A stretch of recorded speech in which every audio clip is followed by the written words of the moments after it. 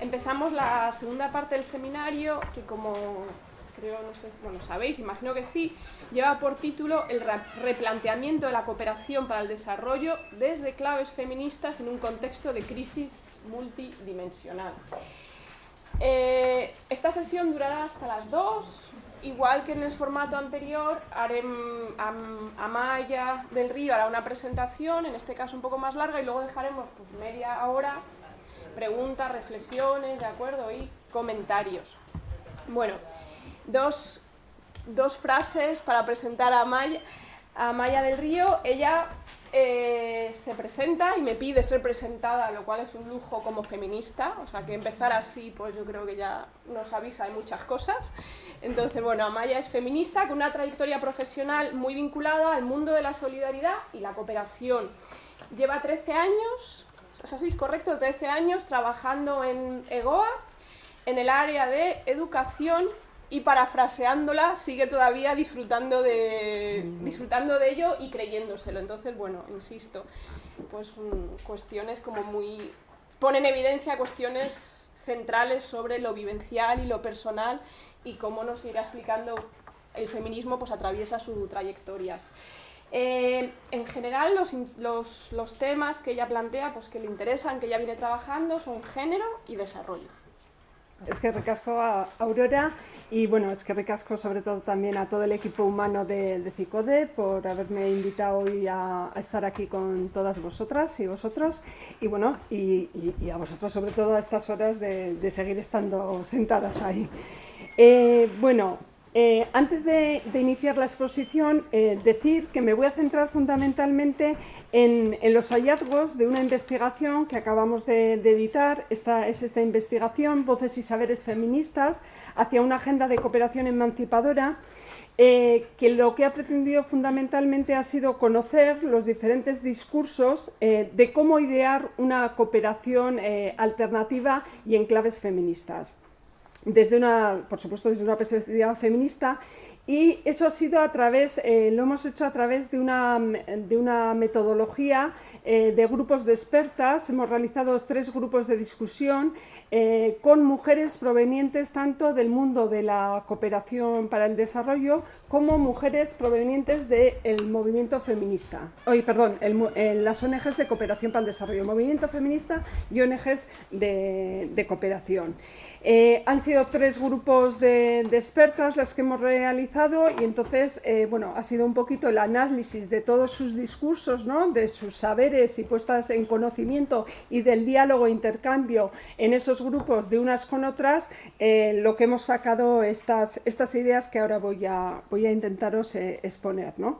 Pero además de basarme también en esta investigación, también deciros que reconocer que mi intervención viene de la mano, ¿no? de un proceso que llevamos trabajando en EGOA ya unos años, que tiene como reto dinamizar y plantear la construcción de una agenda alternativa de cooperación, diferenciándonos, como veremos posteriormente también en mi intervención, diferenciándonos de la agenda oficial impuesta y hegemónica en estos momentos. Entonces, estamos intentando plantear otra agenda muy vinculada también, creemos que es interesante en estos momentos, también de crisis civilizatoria, muy vinculada a los movimientos sociales, ¿no? Y luego vamos a ver qué movimientos sociales emancipatorios son los que nosotras nos interesa incorporar, mal dicho la palabra, ¿no? Pero como atraer, y nosotras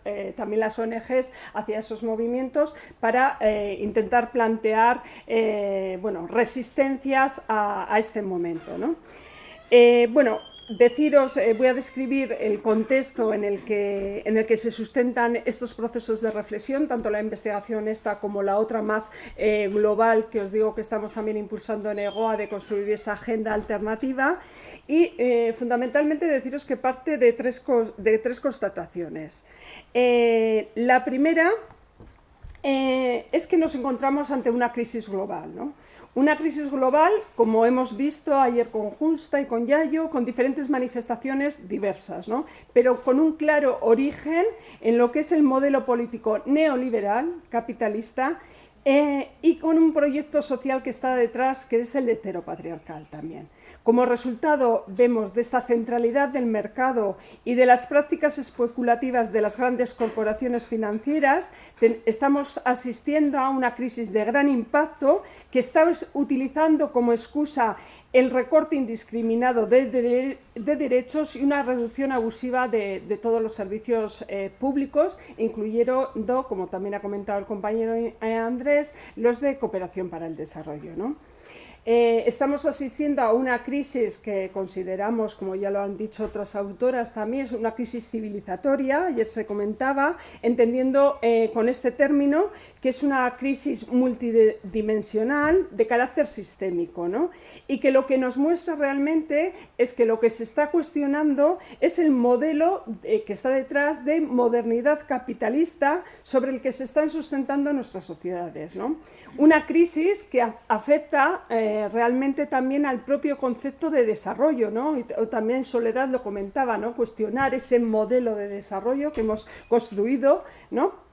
Muchas veces fundamentalmente desde las sociedades enriquecidas, que a pesar de múltiples adjetivaciones que le hemos puesto a este término de desarrollo, como humano, también lo ha comentado Soledad, sostenible, con perspectiva de género, pues de todas formas no ha sido capaz tampoco de enfrentar a los graves problemas que entendemos afectan hoy a la humanidad, ¿no? En segundo lugar, otra de las constataciones es que la cooperación para el desarrollo obviamente se encuentra en crisis, ¿no? Conocemos el impacto de la crisis financiera en el 2008, está teniendo sus consecuencias obviamente en todas las políticas públicas y, como no es de otra manera posible, pues también en las de cooperación, ¿no?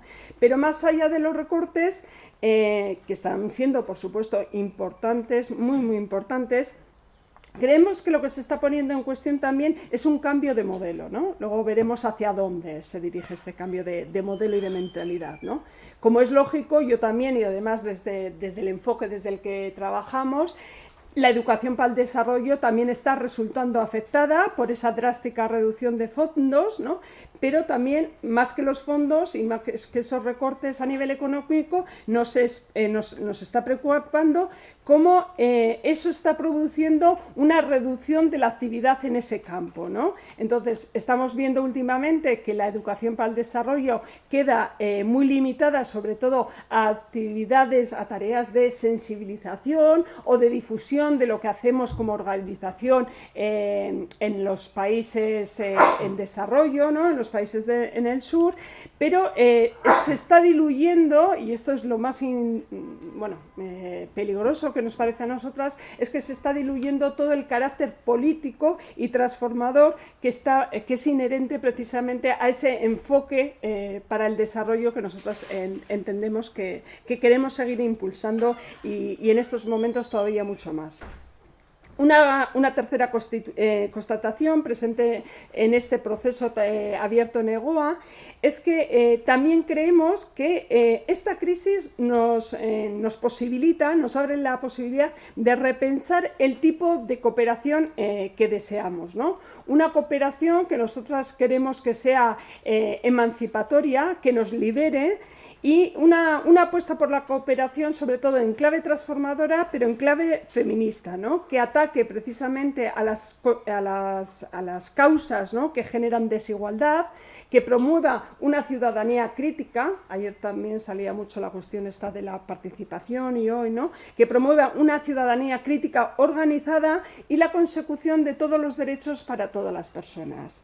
Esta idea, como no, apunta a la construcción de sujetos y sujetas de cambio, ¿no? de transformación, capaces de enfrentar precisamente las formas de socialización dominante y hegemónica que se han instalado muy claramente, ¿no? Entonces, el papel de una cooperación, para nosotras, digo, el papel de una cooperación o de una educación para el desarrollo como movimiento de socialización crítica debería situarnos en un horizonte de encuentro entre diferentes agentes sociales, educativos, transformadoras, con voluntad de resistencia y creación alternativa a este momento de crisis, ¿no? Y es ahí donde nos encontramos que los movimientos sociales emancipatorios son sujetos con capacidad de poder impulsar este tipo de transformaciones, ¿no? Por lo que la apuesta para nosotras, una cooperación más transformadora, iría ligada a ese acercamiento a estos movimientos sociales emancipatorios, ¿no? Por supuesto, el movimiento feminista, tanto del norte y del sur, es un buen ejemplo de cómo están haciendo práctica de su derecho, ¿no? Para encauzar, para hacer frente sobre todo a esta ofensiva patriarcal que nos viene, que ha venido durante tiempo, ¿no? Y no solo por sus fundamentos teóricos, sino también por sus propias prácticas colectivas, ¿no? Y la construcción de otro modelo de desarrollo y de vida, porque no olvidemos que ahora parece que siempre se ha hablado de desarrollo y es el movimiento feminista quien siempre ha trabajado el desarrollo, ¿no? Desde la cooperación nunca hemos hecho mucho caso, ¿no? Parece que las ONGs éramos el agente tradicional de la cooperación y yo creo que, sin embargo, es el movimiento feminista siempre ha hablado de desarrollo, de una forma para cuestionarlo o para plantear de otra manera de desarrollo, ¿no? Pero siempre he hablado de desarrollo, ¿no? Entonces, tenerlo esto presente. Bueno, entonces, basándonos en estas constataciones, voy a plantear cuáles son algunas de las características que entendemos y tendencias de esta agenda oficial de cooperación, ¿no? Que a partir de esta crisis y con los recortes creemos que todavía se están acentuando mucho más estas características, ¿no? Bueno, como bien sabéis, los agentes fundamentales de la formulación de esta agenda oficial de la cooperación son el Programa de Naciones Unidas para el Desarrollo, el PNUD, el Banco Mundial, el Comité de Ayuda para el Desarrollo de la Organización para la Cooperación y el Desarrollo Económico, además de otros foros de alto nivel sobre financiación y eficacia de la ayuda, que seguro que algunos ya estos términos nos llevan sonando desde hace tiempo y sobre todo en las ONGs, que vienen realizándose desde el 2002, ¿no? Bueno, paso entonces a caracterizar estas tendencias, ¿no? de la agenda oficial, insisto, de la cooperación internacional. Bueno, entendemos que esta agenda oficial lo que ha hecho es promover el desarrollo y en el marco de este desarrollo la lucha contra la pobreza siempre ha sido una prioridad de la agenda oficial. Pero ha dado demasiada, excesiva importancia al crecimiento económico, el crecimiento económico basado obviamente en el mercado desregulado como locomotora de ese desarrollo y como condición para la erradicación de esa pobreza, ¿no? Idea del desarrollo muy ligada al progreso hacia donde están ya situados los países enriquecidos, los países del norte, como comentaba Soledad, negando los problemas existentes al interior también de esas propias sociedades desarrolladas, ¿no? Todo lo que tiene que ver con el consumo desmesurado, con las relaciones patriarcales, el racismo, las desigualdades, los conflictos, etcétera, ¿no? Además, la pobreza ha sido entendida desde una perspectiva muy coyuntural, muy estática, ahistórica, parcial y nacional, ¿no? La Agenda Oficial para el Desarrollo ha defendido siempre el enfoque ortodoxo de entender la pobreza, desde el que se abordan las estrategias que aíslan este fenómeno de la pobreza de lo que son las dinámicas sociales y globales que sitúan la responsabilidad de esta superación de la pobreza, normalmente la sitúan en las propias personas, parece que son ellas las que no quieren superar este nivel de subdesarrollo, por decirlo de alguna manera, y sitúan la responsabilidad sino en los gobiernos nacionales o locales donde viven estas personas, ¿no? Otra de las características de esta agenda oficial de cooperación es la que prioriza, sobre todo, entendemos, el consenso de Washington como marco de referencia hegemónica de esta agenda oficial relegando a un ámbito más de discurso todo lo que tiene que ver con el desarrollo humano sostenible, ¿no? Las políticas económicas del consenso de Washington se corresponden fundamentalmente con todo lo que tiene que ver, como ya sabéis, de la liberalización financiera, la liberalización del comercio internacional, la privatización de las empresas públicas, la protección de la propiedad privada, es decir, abre el mercado de todas las economías de los países empobrecidos del sur a la explotación por parte de las compañías de los países enriquecidos y a una acumulación de su deuda externa. El consenso de Washington es un enfoque muy defendido por entidades como pueden ser instituciones como el Banco Mundial y la OCDE, mientras que, como sabemos, el desarrollo humano sostenible, ese paradigma normalmente muy ligado en torno a la década de los 90, ha estado asociado al discurso del Programa de Naciones Unidas para el Desarrollo, pero se ha quedado, como digo, mucho a nivel discursivo. ¿Por qué? Porque digamos que el desarrollo, finalmente, lo que ha quedado, ese desarrollo humano sostenible, se ha asimilado, ¿no? Se ha interiorizado por esa modernidad capitalista que llamamos, por ese modelo neoliberal que está detrás, y de esta manera ha perdido toda su caracterización política, toda su fuerza política del paradigma de lo que supondría el desarrollo humano. Ha desaparecido y de manera recurrente, además de muy instalada, aparece el crecimiento económico capitalista. Otra de las características de esta agenda oficial es que está todo, obviamente, todas las características muy relacionadas, ¿no? Pero prioriza fundamentalmente tres sectores esta agenda de cooperación oficial.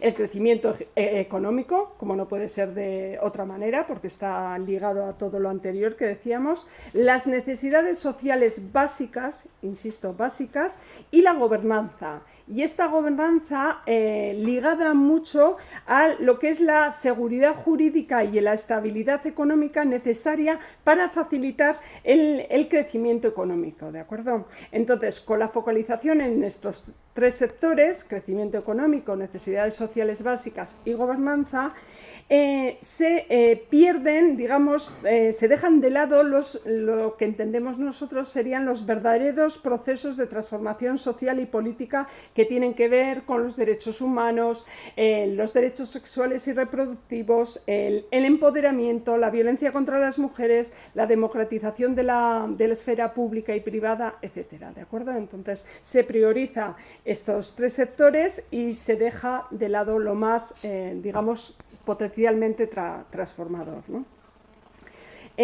Otra de las características de esta agenda oficial es que entendemos que asume la participación de la población destinataria, pero en una acepción muy instrumental y de búsqueda de eficacia. Fijaros, han salido durante estos 2 días la cuestión de la participación, para mí fundamental en cualquier proceso de cambio y de necesidad de salir para adelante con capacidad de resistencia, pero sin embargo también este modelo de agenda oficial, digamos, de alguna manera ha dicho que la participación para ellos era necesario, pero nunca está ligada a una lógica del empoderamiento, que es precisamente, yo creo que la que tenemos que entender desde estos foros, la que nos llevaría a otro modelo de vida mejor.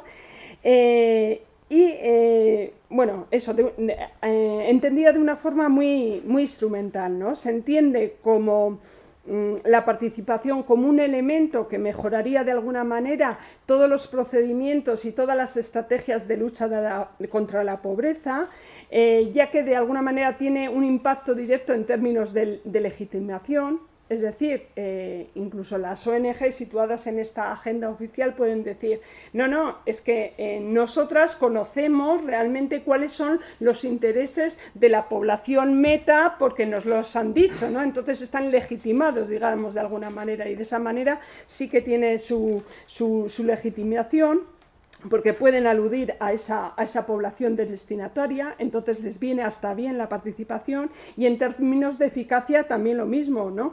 Porque al contar con la opinión de estos sectores implicados, pues digamos que esas estrategias de supervivencia, muy ligadas a lo que he dicho antes, necesidades sociales básicas, pues les va a llegar porque conocen lo que necesitan. Otra de las características y tendencias de esta agenda de cooperación internacional es el tema de la condicionalidad de la cooperación, muy vinculada sobre todo a una serie de reformas bajo la lógica de lo que hemos comentado antes de la modernidad capitalista, ¿no?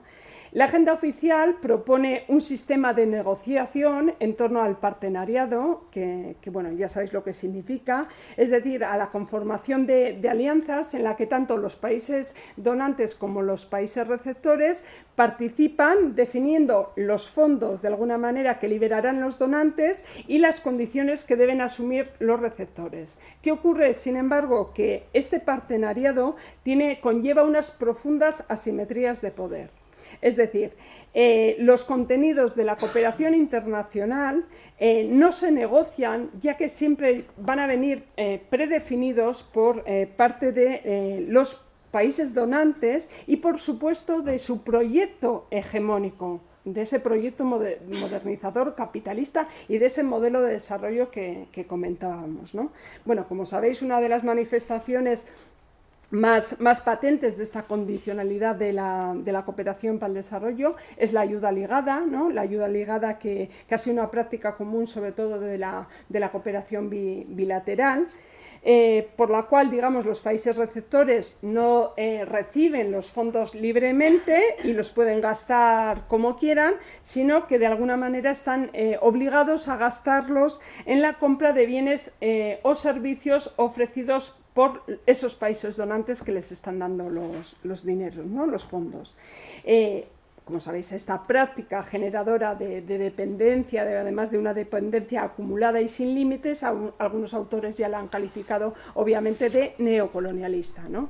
Bueno, esta liberalización, ¿no?, que suponen todos estos acuerdos de libre comercio y los acuerdos de asociación económica, debilitan obviamente la industria y la agricultura de la mayoría de los países empobrecidos, ya que sus productos obviamente nunca van a poder competir en el mercado con los productos de los países donantes y del norte, ¿no?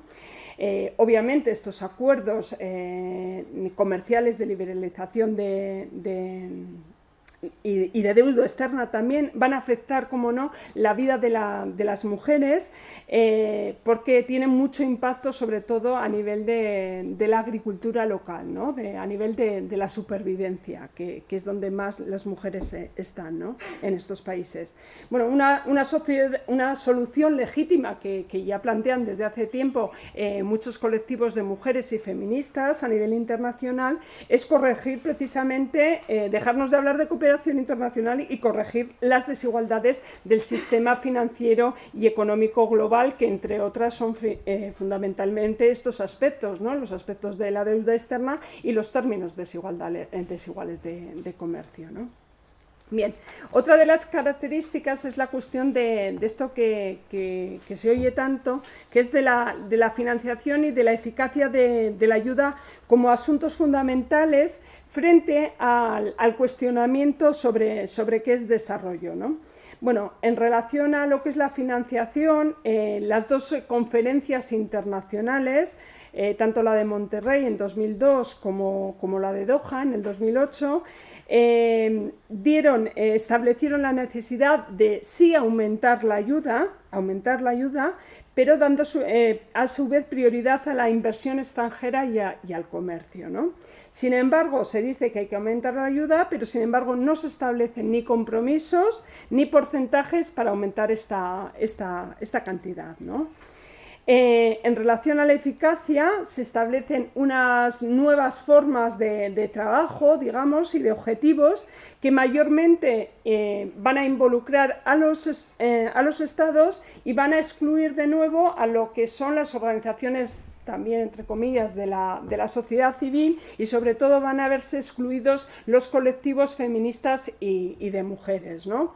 Hay muchos interrogantes, ¿no? Y cuestionamientos precisamente acerca de la relación entre las luchas por la emancipación de las mujeres y el actual discurso y práctica de esto que se está llamando pues nueva arquitectura de la ayuda, ¿no? Un primer aspecto de preocupación está relacionado con este incremento de la ayuda, pero su creciente canalización a través de instituciones como el Banco Mundial, como las Naciones Unidas o como la Comisión Europea, que nunca se han distinguido precisamente por abordar significativamente los derechos humanos de las mujeres, y esto hay que decirlo. Otra de las preocupaciones también es que los actuales sistemas de financiación, sí, con tanta burocracia, al final se esté apostando por una cuestión mucho más de aspectos técnicos y no de cuestionamientos políticos, que al final es lo que tiene que ver con las relaciones de género, ¿no? con los compromisos reales de abordar las relaciones de poder entre hombres y mujeres, ¿no? Bueno, en la actualidad un paso más a esta cuestión de la eficacia de la ayuda se manifiesta en el fortalecimiento del papel del sector empresarial, sobre todo especialmente el transnacional, como agente de cooperación. Bueno, yo creo que todas ya hemos empezado a oír, sobre todo en el Estado español, ¿no? Y con el nuevo plan director de la agencia, todo el tema de la cuestión de las llamadas alianzas público-privadas, ¿no? Se trata de consolidar una apertura comercial facilitando la atracción de la inversión extranjera, ¿no? Digamos que la entrada de estas empresas transnacionales en los países empobrecidos lo que está provocando es un saqueo muy atroz, ¿no? de los recursos naturales, una privatización de los servicios públicos, la desregulación del propio mercado nacional, laboral de allí, el desplazamiento de comunidades indígenas y comunidades campesinas donde se asientan estas empresas transnacionales, un deterioro obviamente sobre el medio ambiente, y en ese sentido, y también sobre las personas, obviamente, y las violaciones de los derechos humanos en todos estos países en los que se instalan estas empresas transnacionales, ¿no? Este modelo económico impuesto por estas empresas transnacionales ha trastocado desde luego el ciclo de vida de las personas que provienen que viven en esos países donde se están instalando. Ponen el acento muy marcado, obviamente, en el centro a las mercancías, a la acumulación de capital como principio rector de funcionamiento de las relaciones de las personas en los diferentes ámbitos de la vida. Está generando la producción, digamos, y dependencia de alimentos, está modificando las pautas también de alimentación, de consumo, de comercialización y de acceso a esos recursos. Y obviamente esto está generando muchas desigualdades entre hombres y mujeres, precisamente por esa falta de acceso y control a esos recursos, ¿no? Al mismo tiempo, los privilegios fiscales que tienen estas empresas para instalarse en esos territorios reducen la recaudación por parte de los ingresos de esos estados, limitan de alguna forma la inversión en otros gastos sociales dirigidos a programas y proyectos que podrían ir dirigidos a mejorar la situación y la posición de las mujeres, y desde luego, pues bueno, pues por supuesto, de esa manera tiene un impacto negativo en las mujeres, ¿no? Y al mismo tiempo, obviamente, lo que se está generando este modelo está generando muchas enfermedades, las transnacionales están trayendo muchas enfermedades, inseguridad, prostitución, abusos contra las mujeres, violencia machista, etcétera. Bien, y por último, ya comentaros otra de las características de esta agenda oficial, sería la cuestión de la retórica de género en los discursos de los agentes que participan precisamente en esta formulación de esta agenda, frente a un enfoque basado en los derechos y cambios en las relaciones de poder, ¿no? Voy a citar también, como lo ha hecho la compañera Soledad, Andrea Cornwell. Ella sostiene, dice, que el pensamiento dominante sobre las mujeres y el desarrollo se ha dotado de una ortodoxia en apariencia progresista que no consigue comprometerse realmente con las realidades y las aspiraciones y experiencias de las mujeres en el mundo, ¿no? Demuestra que la mayoría de las políticas combinan ese mantra que es el poder y el dinero, pero van sorteando todas las dificultades que tienen que ver con cambiar las reglas sociales, cambiar las instituciones, las relaciones que forman parte realmente de estas realidades donde marcan las diferencias entre los géneros, ¿no? Digamos, pues eso, por eso llamamos la retórica del género, ¿no? Efectivamente, las organizaciones de mujeres y colectivos feministas a nivel internacional ya están denunciando esta retórica, ya hace mucho tiempo. La mayoría de las organizaciones parten del supuesto de que la igualdad de género como objetivo central del desarrollo es actualmente considerada en la mayoría de estos círculos oficiales como un tema que carece de claridad conceptual, y luego veremos también cómo eso trasciende a las ONGs, porque yo creo que se está dando una distorsión, ¿no?, de lo que es realmente el concepto de género y feminista, o sea, que carecen de una claridad conceptual y también de objetivos claros y mensurables que de alguna manera los podamos ir dando seguimiento, ¿no? El enfoque de género en el desarrollo se va convirtiendo de alguna manera en una parte como aceptada de ese discurso, ¿no? Ya es políticamente correcto, ya no la pone en cuestión nadie, el Banco Mundial habla de ello, ¿no? O sea, nadie pone en cuestión el enfoque de género. Se va apropiando, pero se va apropiando y además también al mismo tiempo transformando por esas instituciones del modelo de desarrollo hegemónico y neoliberal, ¿no? Entonces, cuanto más se utiliza esta retórica de género, pues obviamente se torna mucho más instrumental, menos radical y transformadora, ¿no? Y se van aplicando un mogollón de recetas y de técnicas para promover este enfoque de género, pero se va evadiendo, digamos, la cuestión más de fondo, que es la que pretende de alguna manera desafiar y cambiar precisamente estas relaciones de poder existentes entre hombres y mujeres, ¿no? Por ejemplo, dichas relaciones no deberían ser abordadas, digamos, otorgándoles un papel instrumental a las mujeres en el desarrollo, ¿no? Como es el caso, por ejemplo, de todos los programas antipobreza, y sobre todo las compañeras aquí, la compañera de Perú, y conocerá todos los programas antipobreza que se han desarrollado en estos países, ¿no? Sobre todo se han desarrollado, obviamente, para mitigar los efectos de esas reformas neoliberales, todas las políticas de ajuste estructural en su momento, que muestran una marcada tendencia a reforzar nociones muy conservadoras del papel que deben jugar las mujeres en la familia y en sus comunidades también, ¿no?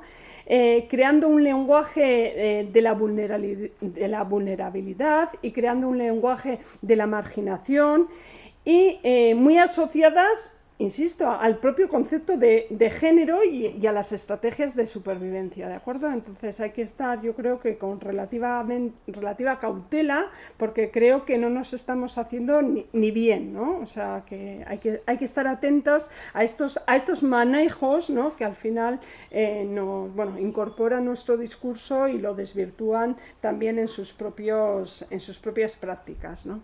Bueno, pues a partir de aquí, ya como os he situado un poquito este marco de la agenda y estas características de la agenda oficial de cooperación, yo creo que es a partir de estas características donde las propias participantes que os digo que trabajaron, que participaron en esta investigación a través de los grupos de discusión, son las propias participantes, insisto, las que en base a esta agenda oficial están de alguna manera situando tanto los obstáculos para poner en marcha una cooperación al desarrollo feminista, como también algunos, como luego vamos a abordar en el siguiente punto, algunos de los fundamentos transformadores que podrían iniciarse para un proceso de construcción alternativa de otra agenda de cooperación desde premisas feministas. Bueno, desde aquí, por supuesto, es la primera vez que además acaba de salir la investigación, que vamos a presentar esta publicación. Entonces, deciros que desde el equipo de investigación, pues un reconocimiento realmente a todas las participantes, ¿no?, de esos grupos, porque realmente nunca, desde quienes impulsamos esta iniciativa, siempre hemos sido conscientes que son realmente ellas, con sus saberes, experiencias y conocimientos, los que nos están dando algunas orientaciones y son realmente ellas, de alguna manera, las autoras de lo que a continuación voy a comentaros, ¿verdad? Bueno, voy a empezar por los obstáculos y luego algunos de los fundamentos transformadores que apuntan. Uno de los obstáculos para poner en marcha esa cooperación al desarrollo feminista lo sitúan las participantes en las dificultades relacionadas con el sentido de lo que es la cooperación para el desarrollo y sus prácticas, ¿no? Ellas son muy conscientes, todas las participantes, tanto de ONGs como del movimiento feminista, insisto, que estuvieron en estos grupos, son conscientes del limitado papel transformador de la labor de las ONGs, a las que consideran normalmente como un mero agente de la política de cooperación al desarrollo de los países, y se pone de manifiesto la escasa capacidad de transformación de las ONGs, a las que ven como parte de ese sistema de relaciones internacionales, ¿no? Las participantes reconocen el hecho de que en la cooperación al desarrollo suelen fomentarse proyectos muy orientados a alcanzar siempre resultados cuantificables en plazos de ejecución muy limitados, y efectivamente, obviamente, esta práctica no es acorde para nada con una cooperación en términos feministas, ¿no?, y que busque realmente una transformación de las relaciones de desigualdad entre hombres y mujeres, y suponga además trabajar desde una perspectiva más a largo plazo, desde la que entiendan precisamente esos proyectos como parte de un proceso mucho más global, ¿no? Todo esto lo visibilizan muy claramente, como se puede ver con esas citas las participantes, y obviamente la dificultad también de lograr resultados inmediatos tiene que ver con las propias desigualdades de género, ¿no?, y con los roles y las funciones también que tradicionalmente se han asignado a las mujeres. Cuestiones que no se pueden cambiar, obviamente, con proyectos puntuales que se ejecutan en un corto plazo de tiempo, sino que siguen, obviamente, dinámicas y lógicas muy diferentes, ¿no? En ocasiones, incluso muchas veces, los efectos que generan este tipo de proyectos que hacemos las ONGs puede llevar muchas veces incluso a reforzar los roles tradicionales de género, tanto de varones como de mujeres. Bueno, otro de los obstáculos que plantean las mujeres estas es la cuestión de las diferentes concepciones y confusiones acerca de lo que es el feminismo y el género en las organizaciones, ¿de acuerdo? Se exponen, nosotros a la hora de la interpretación de lo que nos iban diciendo todas estas mujeres, hemos visto como dos modelos bien diferenciados de entender el propio concepto de género y de feminismo, ¿no?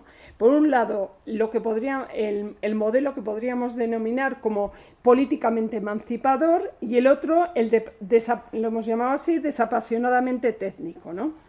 Obviamente, en las organizaciones marcadamente feministas, la conciencia acerca de las desigualdades de poder entre hombres y mujeres forma parte de la identidad y de la razón de ser de estas organizaciones, de manera que la perspectiva de género está muy presente, digamos, en todas las acciones, en todas las actividades que realizan, y además se genera casi de una forma muy automática, ¿no?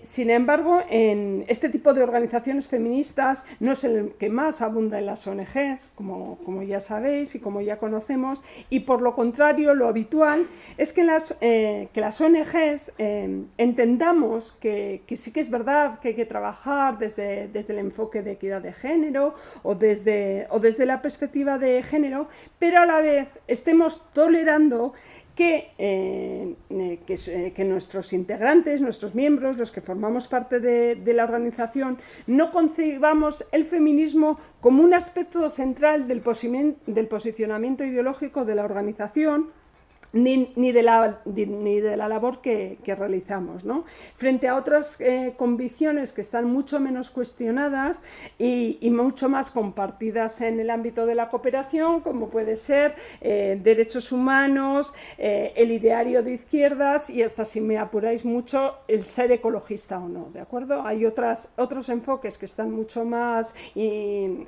instalados y que nadie les pone en cuestión, y sin embargo el feminismo pues no es así, ¿no? Quienes en estas organizaciones obviamente tienen mayor conciencia feminista, pues obviamente van a denunciar esta hipocresía y este doble de rasero a la hora de entender lo que es el concepto de género y el feminismo, ¿no? del resto de concepciones político-ideológicas, ¿no? En este sentido, algunas mujeres que se consideran feministas en estas ONGs optamos por utilizar el concepto de feminismo frente al género. Sin embargo, que algunas integrantes de las ONGs aboguemos por esta utilización de este término de feminismo frente al género, no significa que las organizaciones en su conjunto se definan como tal, ¿no? La mayoría, de hecho, de las organizaciones, de las ONGs de desarrollo, no apuestan colectivamente por el enfoque de género. Y sin embargo, por el contrario, muchas veces sí que hacen depender de esta visión de la conciencia de algunas de las organizaciones, de algunas de las personas feministas que trabajan en esa organización. Cuando de repente hay algún tema que es de mujeres, que es de género, de repente la llaman a esa persona en concreto que es feminista. O sea, digamos, muchas veces hay una utilización también del personal técnico que trabajamos en estas organizaciones, ¿no? Cuando viene algún tema que parece ser que por naturaleza es nuestra, nos lo dan porque somos, y sin embargo como organización igual no tenemos ni fijado ese principio feminista en nuestra planificación ni en nuestros intereses, ¿no? Obviamente en las ONGs nos encontramos con un abanico muy grande de diferentes grados de las personas con el compromiso feminista, ¿no? A veces incluso las ideas feministas se perciben por parte de las personas menos concienciadas como si fuese una injerencia o una imposición, así nos lo dicen las compañeras de las ONGs, o una imposición por parte de las que tienen más conciencia, ¿no? Y todo esto obviamente está unido al estigma, que también salía ayer, del concepto de feminismo frente a otras concepciones ideológicas, ¿no? También a la hora de trabajar en alianza con otras organizaciones, tanto sea del sur, de los países empobrecidos como de los países enriquecidos, también se denuncia como serias reticencias, incluso de rechazo, ¿no? a esas concepciones feministas, ¿no? Son organizaciones que suelen tener una estructura sexista en las que normalmente las mujeres apenas alcanzan cuotas de poder y en la que existen muchos liderazgos masculinos con un fuerte peso en lo que es el discurso institucional de la propia organización, ¿no? Las expertas perciben, bueno, estas participantes perciben que existe una comprensión insuficiente, incluso equivocada, del propio concepto de género y feminismo, ¿no? Se ha extendido la idea esa de que género es equivalente a mujer, ¿no? Y entendiendo que trabajar con mujeres ya garantiza una visión feminista, lo cual sabemos que no es así, ¿no? Que evidentemente esto no es así. A esto también se añade esa consideración teórica que los gobiernos han hecho sobre la cuestión del término de la igualdad, ¿no? Y su utilización sobre todo en las políticas públicas que han formulado e impulsado, ¿no? Esa igualdad en esas políticas públicas suele tomarse como referencia a la igualdad con los varones, con los hombres, sin contemplar que hay hay muchas diferencias y hay una cantidad diversa de concepciones entre las propias mujeres y de intereses diferentes, lo que genera, si cabe, mayor confusión acerca de los propios objetivos del feminismo, ¿no? Otra de los obstáculos que visibilizaban estas compañeras es que existe una desconexión importante entre lo que es la teoría feminista y las prácticas, ¿no? Señalan que la apuesta por la transformación realmente se queda vacía de contenido si la práctica no se ajusta a esa teoría, ¿no? Esta desconexión entre teoría y práctica obviamente va a ser diferente, mayor o menor, ¿no? Dependiendo muchas veces del ideario de las propias personas que componen esa organización, de la contraparte local con la que se trabaje e incluso del contexto en el que se desarrolle la actuación, ¿no? Porque una cosa, y perdonadme, pero una cosa que hacemos mucho las ONGs también aquí es que como tenemos contrapartes feministas o contrapartes de mujeres que trabajan con un enfoque feminista, pues ya digamos, ¿no?, que tenemos esa parcelita cubierta, porque sabemos que nuestras referentes allí efectivamente lo hacen de una manera excepcional, ¿no? Y se desgañitan por trabajar desde ese enfoque feminista, pero porque nuestras contrapartes son feministas. Pero si no, quizás no trabajaríamos desde esa perspectiva, ¿no? Y también depende mucho también de la persona que esté llevando, digamos, como la ejecución en términos de la cooperación de ese proyecto en cuestión. Y aludo a mi propia organización.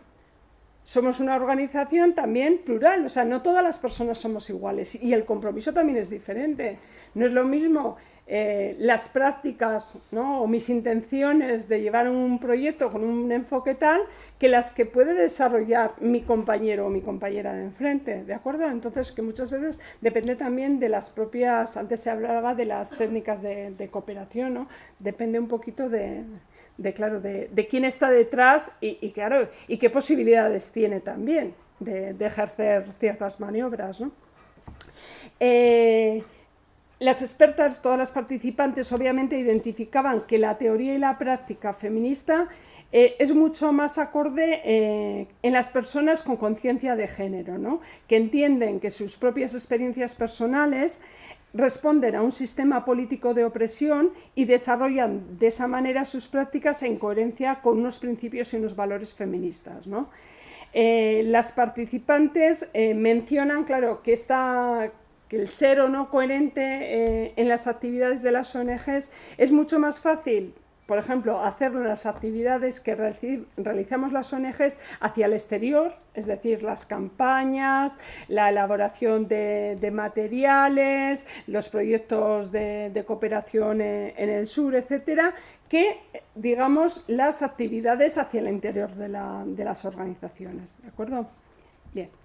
Otra de los obstáculos que las participantes exponían en los grupos es la cuestión de la imposibilidad de trabajar a favor de los derechos sexuales y reproductivos, ¿no?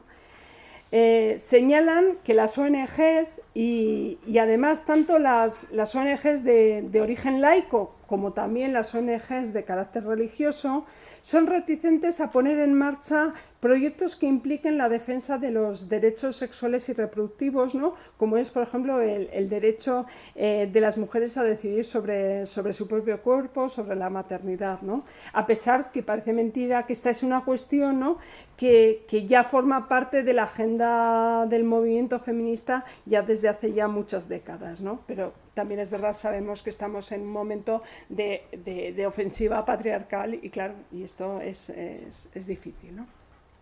Curiosamente, se plantean, y las participantes así lo dicen, dicen que es más fácil trabajar estas cuestiones sobre derechos sexuales y reproductivos en los países empobrecidos que en los países enriquecidos, ¿no? Y particularmente en el Estado español se denuncia que la Iglesia Católica impide de alguna manera trabajar a favor de estos derechos. Y además ya sabemos las ONGs también de dónde provenimos, ¿no? Muchas ONGs venimos de la Iglesia, ¿no? O se forma parte de esta comunidad religiosa.